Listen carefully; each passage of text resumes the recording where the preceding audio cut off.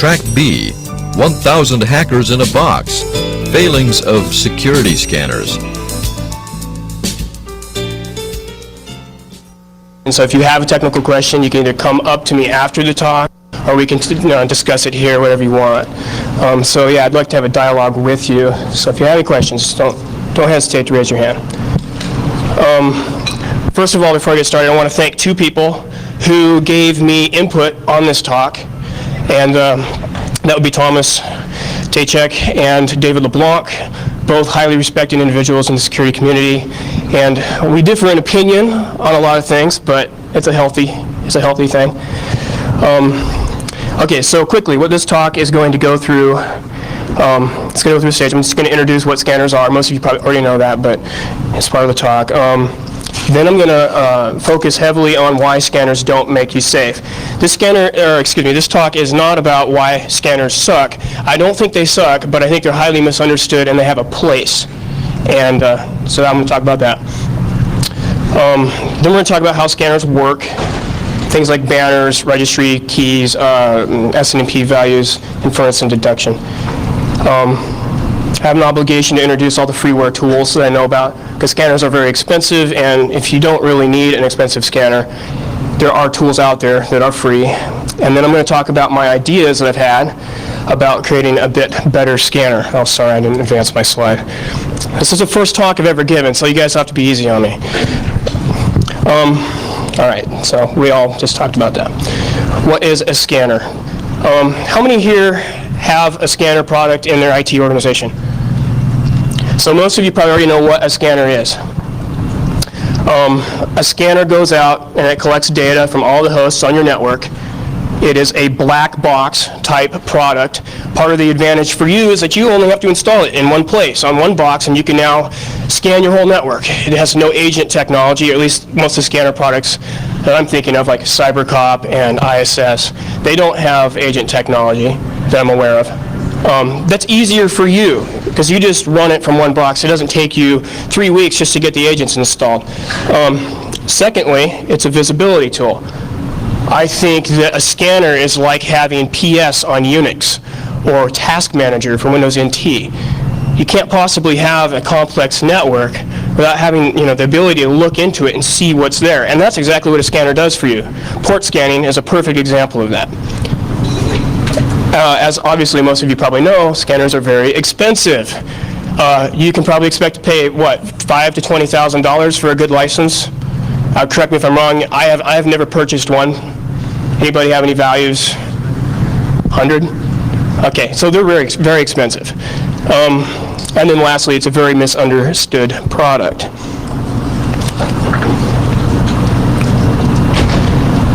Okay, so what can scanning do? First of all, scanning is visibility, and visibility. In my opinion, that is the most valuable thing a scanner has to offer to you.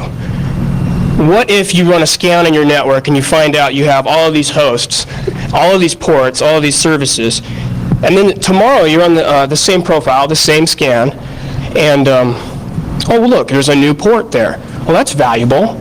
You would have never known that if you didn't have that tool to tell you that, right? You can do comparative analysis over reports, over days, see how things are changing. It's very important knowledge.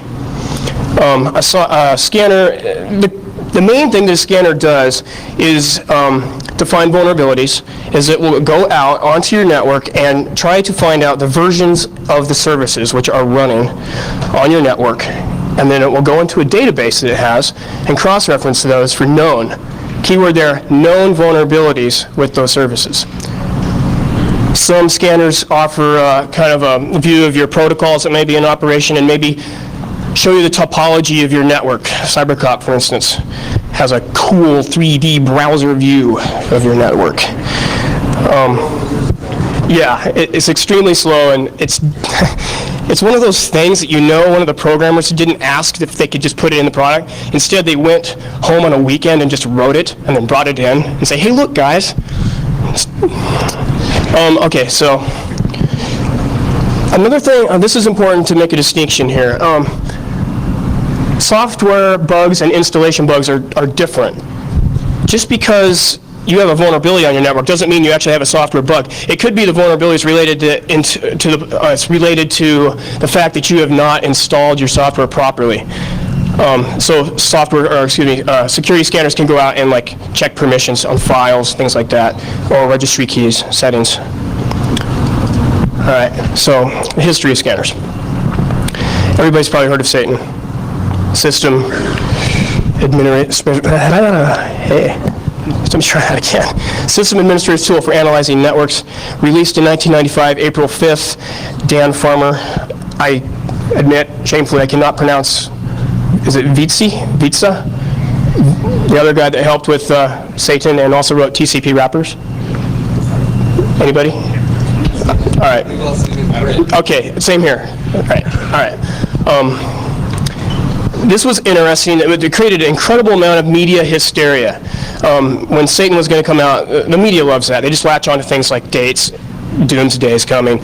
They thought this was going to be a tool that would allow 12-year-olds to push one button and shut down your whole site.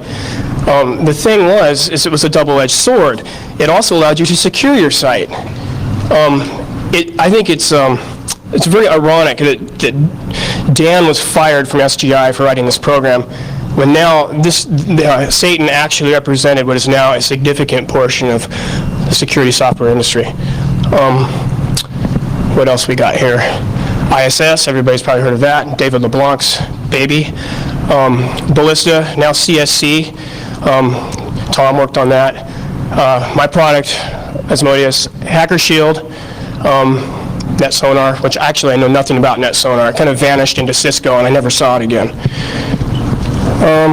Okay.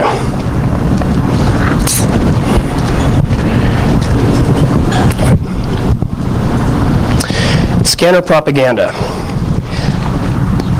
I feel that the scanner companies really misrepresent their products. Most of you probably are not really swayed by that. Anybody who's technical is not swayed by that.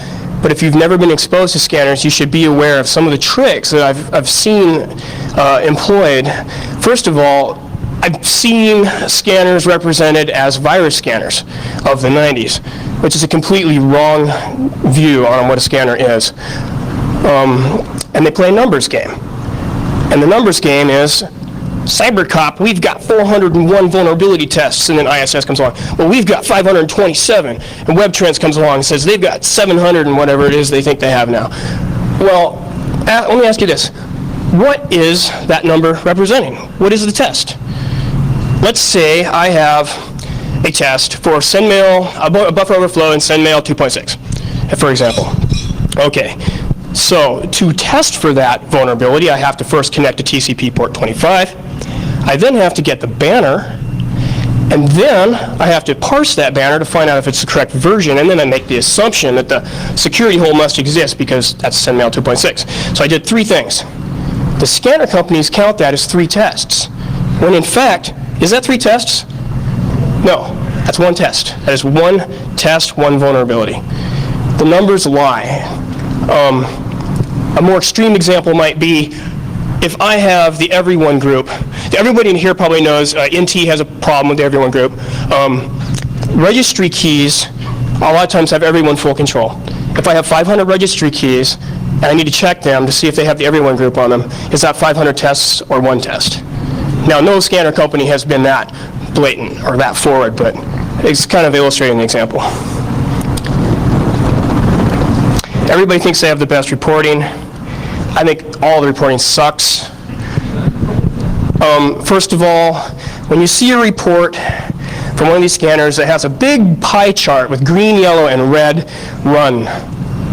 What does that mean? Because you have a red vulnerability, does that mean you have a serious vulnerability? Is that vulnerability on your main PDC? What is on the box that has that vulnerability?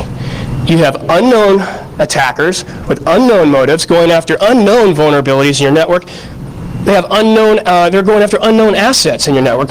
I don't know what Joe Random Hacker values my data as. I might think I have a gold mine in this box when in fact over here there's just some little program and for some reason somebody values that a whole lot more. There's no way to enumerate risk with a security scanner, and when you see a report from one of these things, you're not looking at reality. The only thing they can really tell you is a line item list of things that they have found. How important those things are to fix to you is your call. The scanner can't do that for you. And this is a really big lie. If you ever hear a scanner company say that they can enforce your policy, or even using the word policy, that's wrong. First of all, security policy is very complex and much larger than the scope of a security scanner. How many here have a security policy, a real security policy? So when you have a security policy, did that affect the way you set up your firewall? Did that affect how you set up your ACL list in your Cisco router? Can the scanner empirically test that? Of course not. It doesn't do that. All right. Now, I have to bow down a little bit. I don't think that the scanner companies ever claim that they can fix everything. But sometimes you get the impression they're trying to project security nirvana, which is not where they're going to take you. So that's the crux of my talk. The key statement here, if you leave with one thing today, remember this. It is 100% possible that after your scan and you've patched all the bugs I just told you, you are no more secure than when you started. Why? Well, let's talk about that.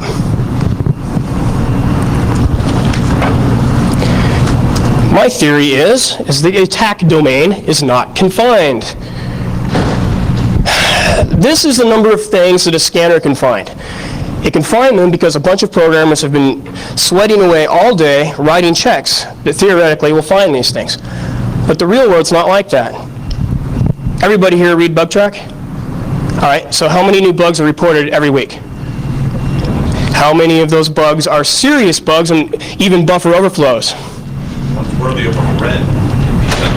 It might be worthy of a red, but maybe it's not. Maybe it's on a machine that is not in a critical place. I mean, the scanner doesn't know that.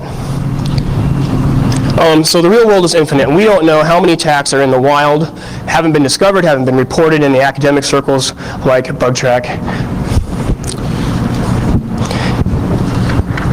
I gotta thank JD for helping me build this slide.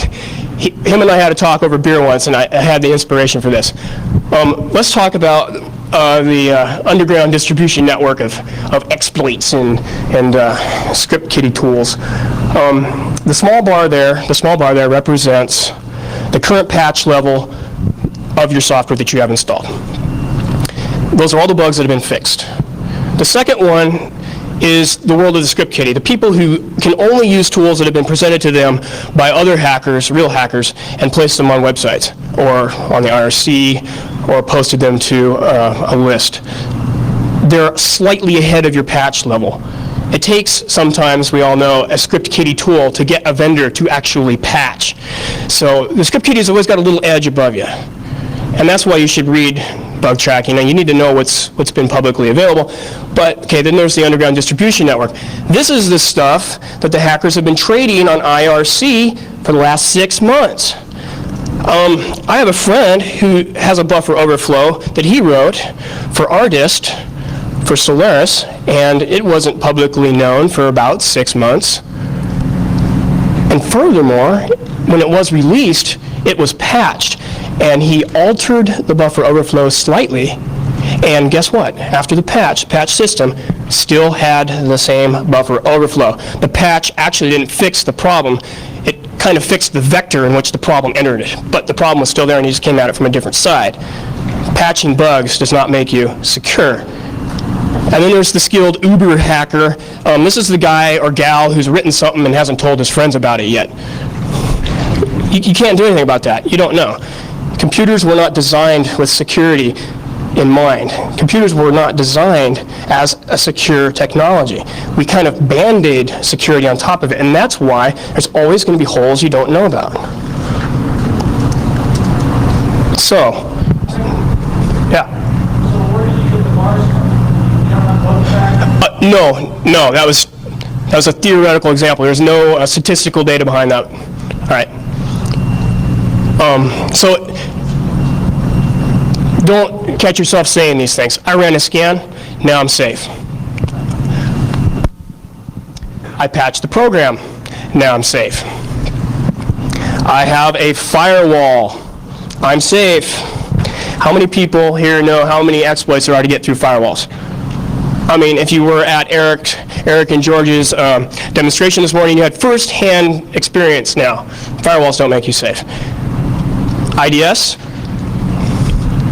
Has any of you ever seen Thomas Tasek talk about, I can never pronounce his last name, talk about defeating firewalls, or IDS systems?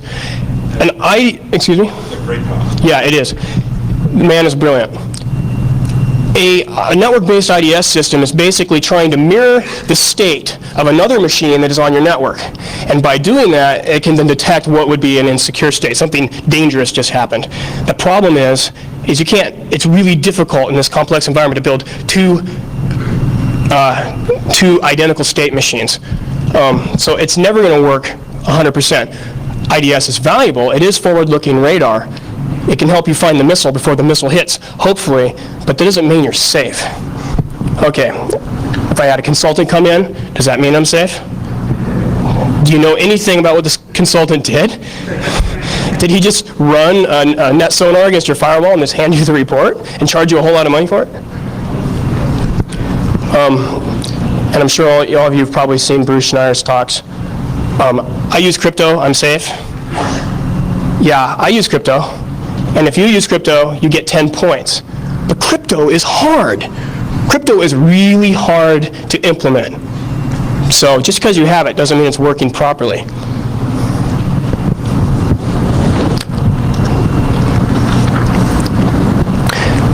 In the mindset of a hacker doesn't just go down a list of bugs.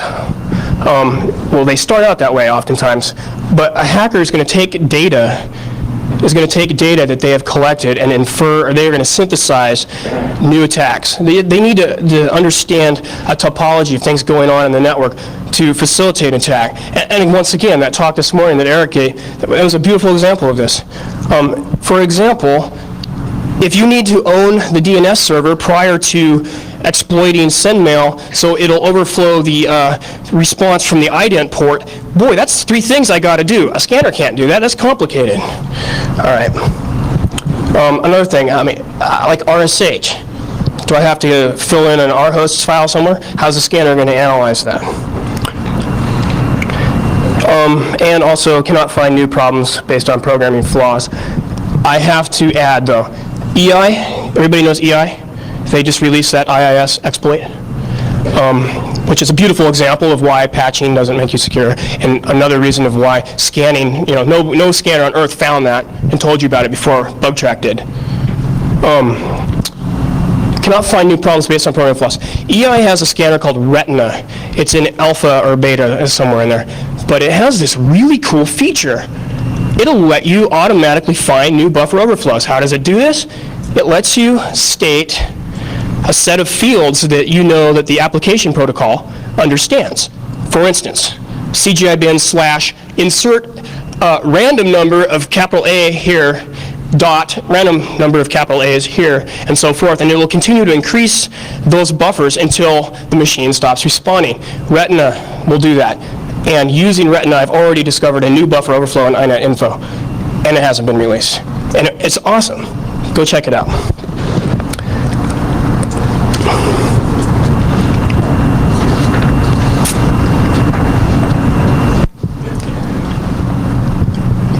When you buy a scanner, and I think scanners are important, and you need to have one in your toolbox, when you evaluate the purchase of a scanner for your company, you need to think about the vendor, because what you're buying is not a product. What you're buying is a bunch of people who sit in a room all day and do your work for you. They find the exploits that have been posted publicly and write checks for them. Let me ask you this. Do you need to go spend $5,000 to have a piece of software tell you that you should have the latest patches on all of your software, that you should have the latest release? If you run a set of services in your network, it's your responsibility as an administrator to stay in touch with your vendor. You should do that without the help of a scanner. So a scanner is reactive, not proactive.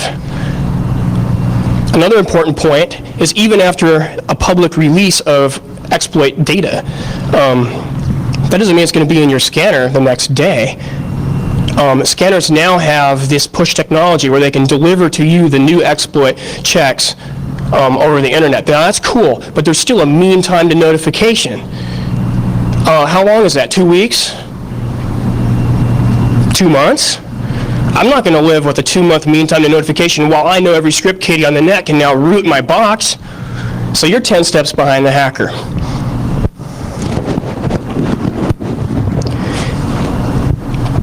This is another really important point in my talk. Excuse me, I'm going to take a drink. Anybody have any questions?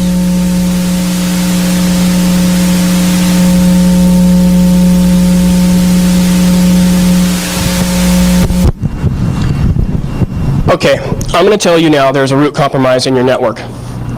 Right now, every one of you has a root buffer overflow that's going to give a remote intruder access to everything in your network. And it exists. So, oh, you're going to go fix it. Okay. So you leave right now and you fix that root buffer overflow. Well, great. But I'm sorry, I wasn't talking about that one. I'm glad you fixed it. That's a good thing to do. But I was really talking about that root buffer overflow right there on that other machine. Oh, so you go and fix that. Well, I'm sorry again. I really wasn't talking about that one either. I'm talking about the one you never fix. It's always there. Now let me ask you this. Can you sleep well at night knowing that there is a root buffer overflow in your network? You kind of have to. The point is you can't remove it, but you can place controls on it. And a security scanner is not about placing controls. It's not about security policy. It's not about redundancy, having backups. It's not about forensics. It's not about fear, uncertainty, and doubt. I mean, I have this program that I run on my network that transmits fake hashes, the hashes that you saw in Eric Schultz's talk this morning. And then I have an IDS that will detect the use of those hashes anywhere. What if a hacker breaks into my network and, oh, wow, I just sniffed a hash. Let me use it. Well, I just found out. I just was alerted.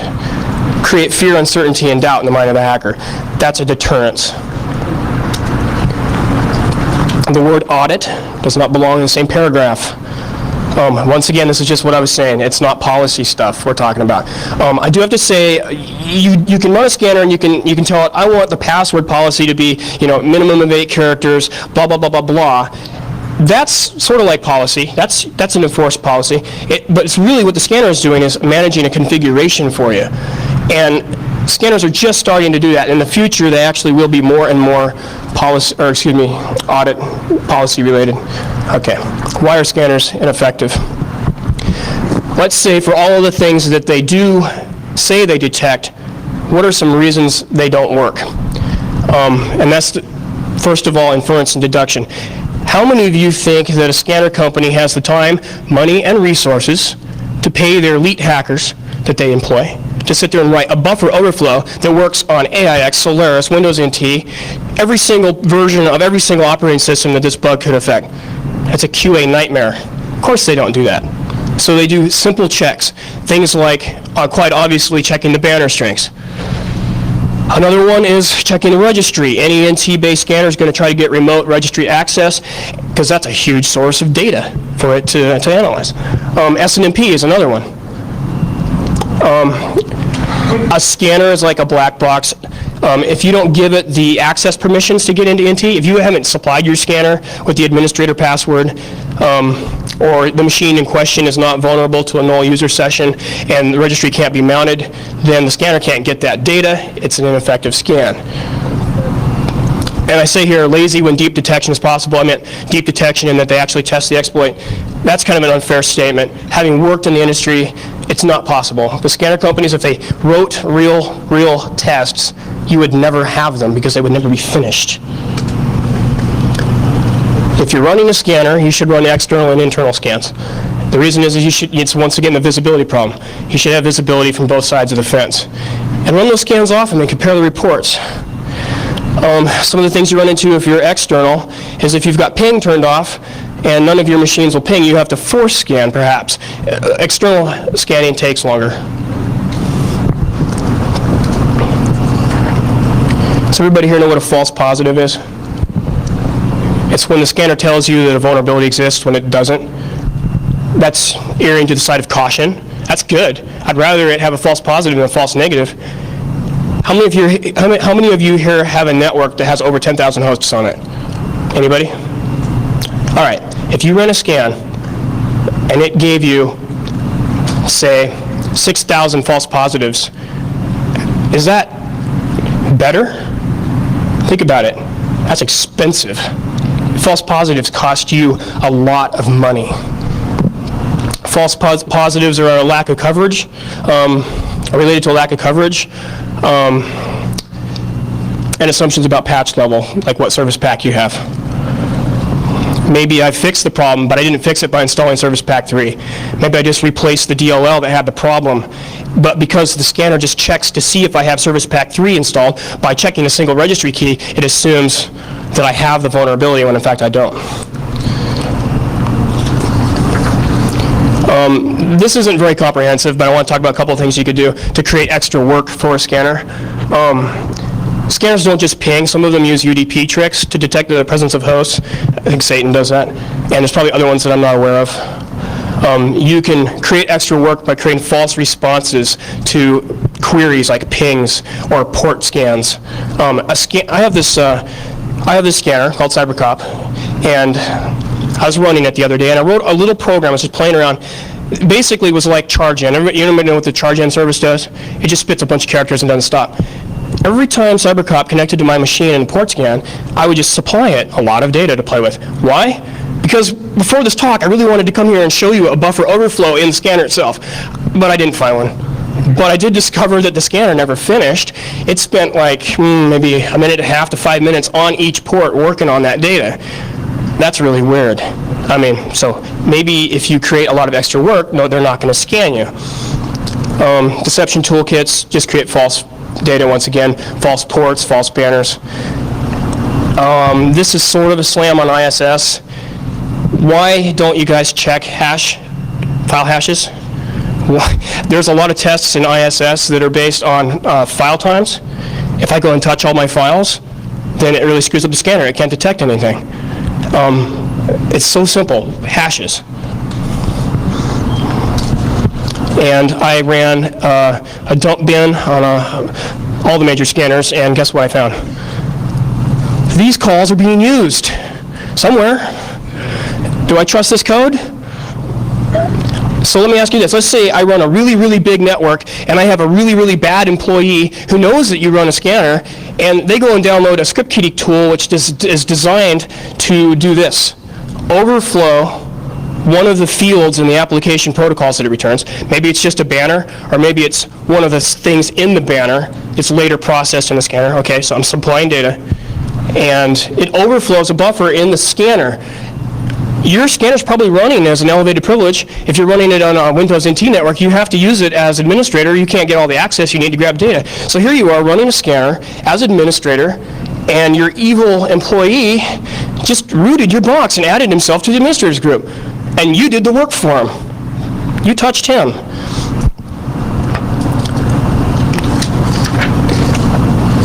The good stuff in MAP.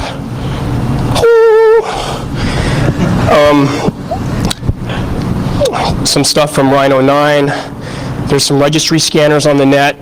This is all in the pamphlet too. Queso, which actually Nmap is a lot better than Queso at IDing systems. But what Queso does, I guess I should explain this. Queso can identify which OS is running based on the way the TCP/IP packets are returned to its queries. The reason is because TCP/IP has certain areas that are not defined by the spec. So guess what happened? Every single person who wrote a TCP/IP stack sort of implemented that part differently because it wasn't in writing form. And that's the essence right there. The delta between all the different code. Integrity checker, you can still download Tripwire. It's still free, the 1.2 ASR release. There's a deception toolkit. Fred Cohen has one, and there's some other ones around as well. This is really important. I wanted to give you something cool, an elite GUI code thing. I thought Jeff would be really disappointed if I didn't do something like this.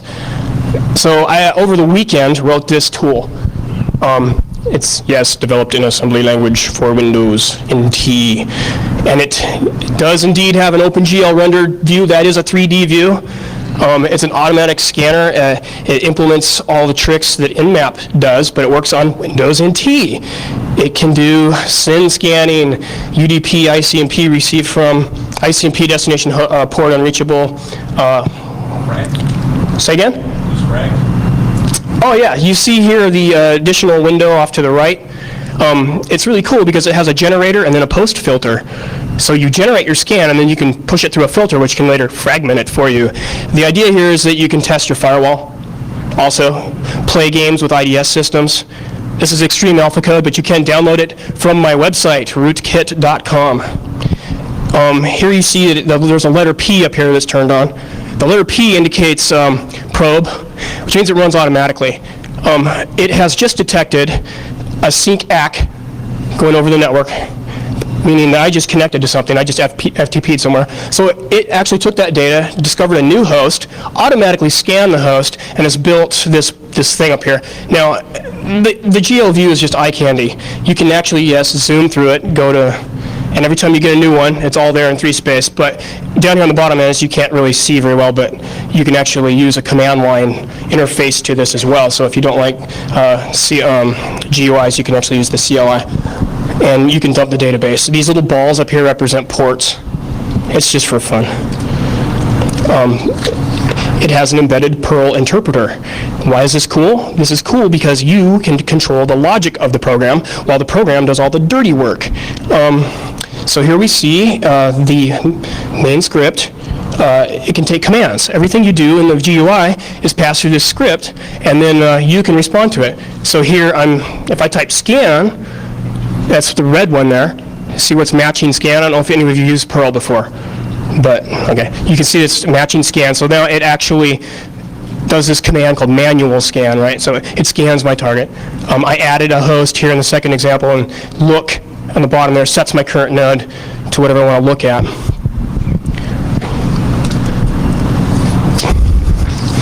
I can use Perl backticks or system or anything that Perl offers. So I can basically, in response, the GUI can be a window for people to run anything you've got in your system. If you have Nmap, I wish it was for Win32. It hasn't been released for Win32, has it? Has it been ported? You can use Perl backticks, run any command you want, get the results back, of course. And here you can see I'm running a UDP scan and a SYN scan on the target in response to the ping, whether or not it actually responded to the ping. It also is a sniffer, 100%. So every time you receive a packet, your Perl subroutine called onPacket gets called, and you can do any kind of IDS you wish, signature-based IDS, and respond to it. So when that evil guy down the street scans you, you can nuke him automatically. You don't have to be there. And you can also send raw packets in a hexadecimal format. Anyways, this was all for fun. And it's for free, and it's on the website, and the source will be released, kernel mode and user mode source, as a kernel mode driver to enable it to do raw packets, which has been the problem and the reason why NT hasn't had cool lead scanners. It's an Indus library, shim, yes. Intermediate driver. Oh, I'm sorry, I didn't repeat the question. The question was if it was an Indus shim. Okay, let's talk about what makes a scanner better. I think that a scanner should try to verify policy. I think that would be a valuable tool. To do that, it would have to be a configuration manager. It would have to know about your applications, and it would have to be able to go out there and verify that the settings are such and such, the file permissions are set properly, that it executes within the right context. It's not running as root, in other words. A bit better scanner would model your authentication and auditing. The scanner should be able to tell you what's being audited, what the policy is. Oh yeah, this is good. This would be really cool. What if I could tell the scanner to show me everything that Jane can access? What if it could go out and enumerate over the whole network all the resources that Jane could access? That would be cool. So I type in the domain and username, and it goes out on all the systems and tells me everything that she has access to. If that was comprehensive somehow, that I could understand it, that would be cool. And that could be written as policy. Also, processes. Processes can talk to each other. Maybe they don't usually, but if a hacker owns the process, they certainly can. So interprocess relationships. Processes can talk to each other by writing to a file. A process can write to a file, and have another process can read that file. There is a channel of communication between the two. Same with registry keys or databases. So a scanner should be able to help you close the window of trust. And so this little mock-up here kind of shows that. What if you had a list of running processes on every single machine? You could select one, and it would show you all the other processes that it can access, and not only that it can access a process, but why. Because these registry keys are commonly read and write, or these files. Just an idea.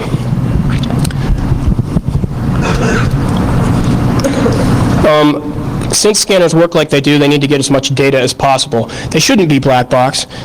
Maybe if we had an agent installed on the host, it would be a lot easier to do this. What if, well, okay, first of all, you have to get as much data as possible. So a lot of scanners don't drill down into their resources when they, like say they hack through your FTP server. A lot of them don't grab all of the files, the file list off your system. Why not? I mean, it should. That's more data. More data is better. It means better analysis. I think it'd be really cool. How many here are fascinated by the scanner in the way that it teaches you new exploits? I mean, the little help file is really cool, huh? You click on that and it tells you about the exploit, and that's really neat. Scanners are really valuable to me that way too. It would be really cool if it could replay the attack in real time against your host. I mean, this isn't like fake, but it actually does the attack and shows it to you in slow motion. It has a sniffer window and a little TTY snoop, and allows you to watch as it plays it out. I don't know how valuable that'd be, but it sure would be neat.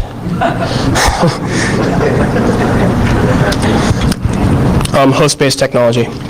Why do you think host-based technology is better? Security is a host problem, not a network problem. Exactly. And to fix the security, you need to know what's out there on your system. That it's a host-based problem. And it's a host-based problem because everything's on the host. You need as much data as you can off the host to analyze. A host-based agent can get all of the data it needs. So why are we writing buffer overflow exploits down there in Atlanta for ISS, when in fact we could just know which versions of the DLLs have the problem and run a cryptographic checksum and just cross-reference that? There's no inference, there's no deduction, there's a positive proof now that that DLL with that problem is indeed present on the system. Host-based technology could do that, and it wouldn't require a bunch of people sitting in a room writing hacks all day. You'd need less specialized programmers, and they could probably develop stuff easier. The key to this, of course, would be having the correct vendor relationships, so the scanner company would be able to get those hashes and know which ones are bad, which are good, so forth. You need a hash for every version of that DLL that's in bug, though. The statement was, you need a hash for every version of the DLL that has the bug. Yes, you do.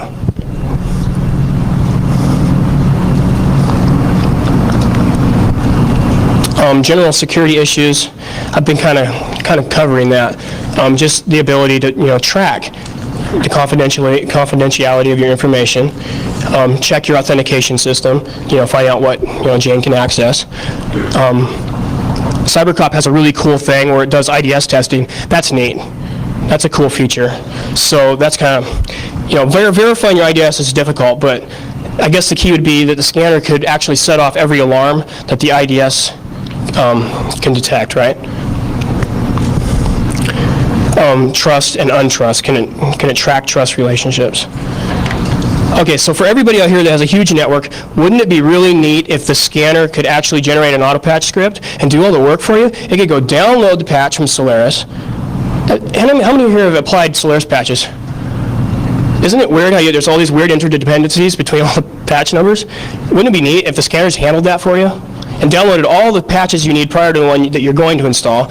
It gets the patches, verifies the hashes so that it knows they're not Trojans, and then it has a wizard that kind of steps you through building the patch script, and then you can deploy it on your network. So this last statement here is, your mind is your primary weapon. Scanners do not take you to security nirvana. They're only a part of your tool set. So it's up to you. Any questions?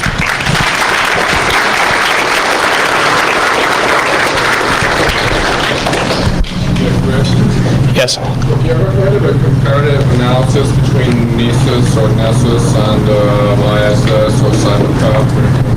What's your question? The question was about comparative analysis. Do you mean between the products? Yeah, like is Nessus really, much worse or much better than what cost 20 grand? Yeah, so the question was, is Nessus a lot better, a lot worse than what costs 20 grand? Its coverage is a lot smaller, but then again, it has an open source community supporting it. So I think in time, Nessus will surpass. If people start adopting it, it's an open source project. But for now, it's got a smaller base. That's right. For now, it has a small base. Yeah. What is my copy of Asmodeus works? The question was, why doesn't my copy of Asmodeus work? I have stopped answering those emails. Forward your questions to WebTrends. Any more questions? Okay, thank you very much.